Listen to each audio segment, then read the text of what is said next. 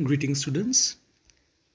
I am your professor Satyaki Chakraborty, and today's topic of the day is Consumer Protection and Competition Law for BLLB 9 SEM students.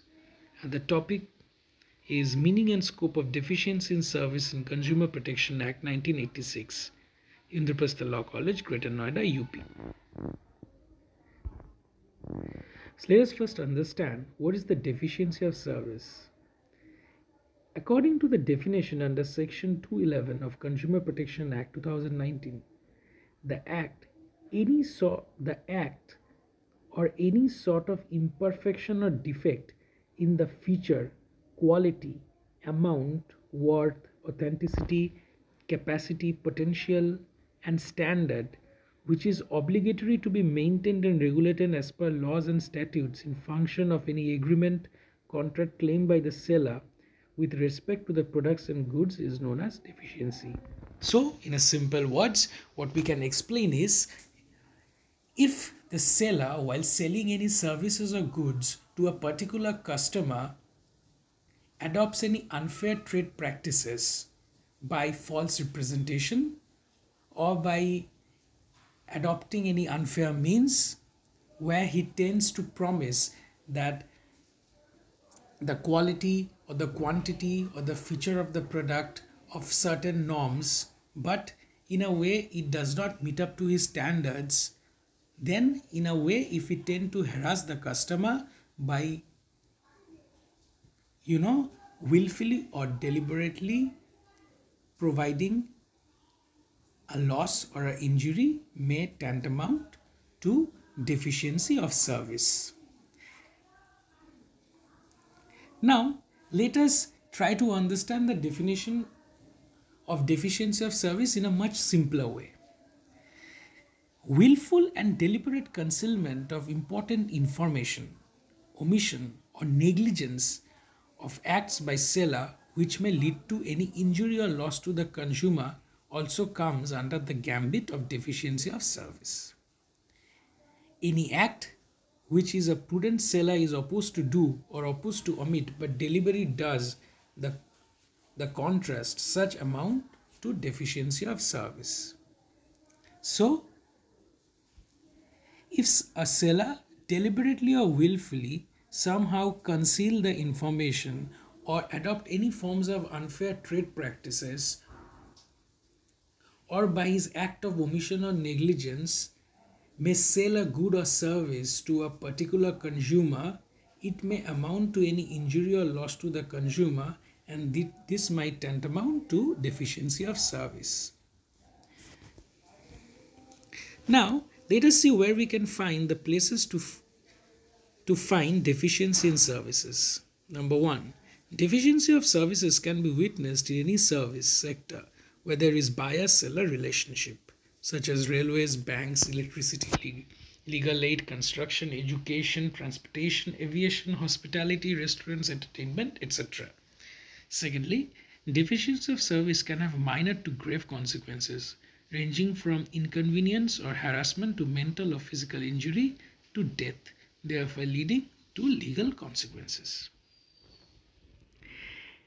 Unfair trade practices. Scope in deficiency of service. So unfair trade practices plays a very pivotal role in the scope of deficiency of services.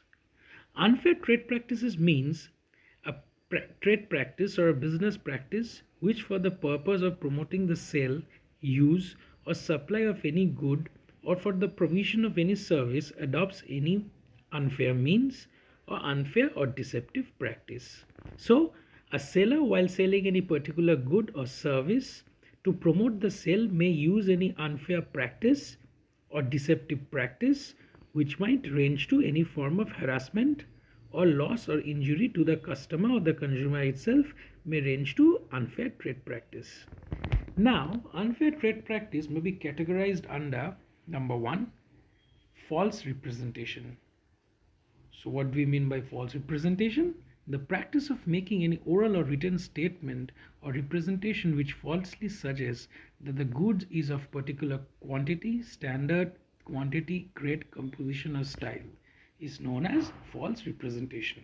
So if a seller falsely represented a good on the purview or the grounds of its particular standard, quality, grade, composition, model or style to the customer itself while providing or selling the goods or services to the customer, it might tantamount to false representation.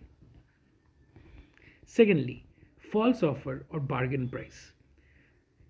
It tends to happen where an advertisement is published in a newspaper or otherwise, whereby goods or services are offered at a bargain price, where in fact there is no intention that the same may be offered at that price for a reasonable period or reasonable quantity. It shall amount to an unfair trade practice. The bargain price for this purpose means the price stated in the advertisement in such manner as suggests that it is lesser than the ordinary price. The price which any person coming across the advertisement would believe to be better than the price at which such goods are ordinarily sold. Thirdly, free gift offer and price scheme. The unfair trade practices under this category are offering any gifts, prizes, or any other items along with goods when the real intention is different, or creating impression that something is being offered free along with the good when in fact the price is wholly or partly covered by the price of the article sold. और ये हम लोगों के साथ काफ़ी time होता है markets में when we go and we want to buy something from the market itself and tend to see that a certain product comes for free with another product. It really leaps our heart and we are pretty happy about it, but at the end of the day what we see that half of the price of the free product is being covered by the product that we want to buy. So this is the case of gift offer or price scheme. Secondly, offering some prizes to the buyers by the conduct of any contest, lottery or game, chance or skill with real intention to promote sales of businessmen. Lastly, non-compliance of prescribed standards. Any sale or supply of goods for use by consumer knowing or having reason to believe that the goods do not comply with the standards prescribed by some competent authority in relation to its performance, composition, content, design, construction, finishing or packing as a necessity to prevent it or reduce the risk of injury to the person using such goods shall amount to unfair trade practices.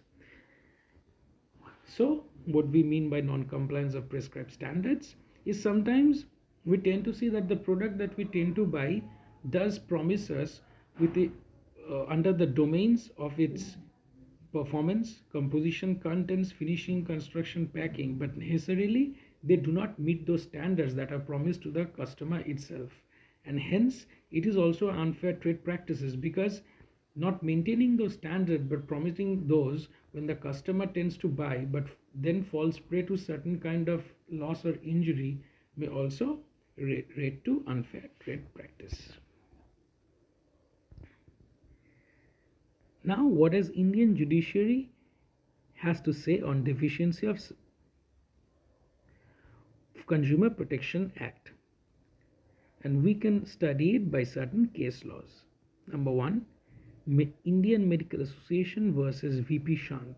In this case, the Honorable Supreme Court through this case included medical profession and medical negligence within the scope of Consumer Protection Act, consequently empowering the aggrieved due to the medical negligence to sue for damage for deficiency in service by medical profession or medical institution in civil court. Secondly, Gursinder Singh versus Shriram General Insurance Company Limited and ORS 2020. In this case, the Honorable Supreme Court, while reiterating the verdict passed in the case of Om Prakash versus Reliance General Insurance and ANR.Civil Appeal number 15611/2017, held that insurance claims should be declined on technical grounds if the reason behind it is satisfactorily explained and proved. It was further opined by the court that if the insurance claim is declined by the insurer because of untimely intimation of occurrence of theft, robbery, it could be considered as technical ground of rejection, and the same would be unjust and not fair if the respective claim in question has already been verified. Hence, it was held by the court that mere delay in intimating the insurance company about the theft must not act as a valid ground to decline or repudiate the insurance claim which has already been proved to be genuine. So these are the certain changes that are brought about under the purview of deficiency of the Consumer Protection Act, and these all changes are brought about for the betterment or for the welfare of the consumer itself. So class, today we have discussed the scope of deficiency in services of Consumer Protection Act, and in the next class we'll be starting off with consumerism, Consumer and Protection Council, its composition, functions, and redressal units. So this will all be for it. Thank you, class.